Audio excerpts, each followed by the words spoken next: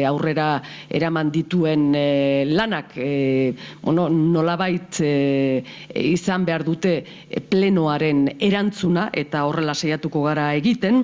Baita ere donapeari buruz esan bezala pasaden asteazkenean bertan aurkeztu gendun urbanismo batzordean aurkeztu gendun argi eta garbi zein izan behar den udalaren erantzuna eta da pesis hori tribunaletara, auzitegietara eramatea, hori gure proposamena, baino proposamen politikoa eramango dugu ere datorren plenora, eta horrekin batera San Fermin eta Iruñako jaien mahaiaren bilera lehenbailen gauzak ongi prestatzeko.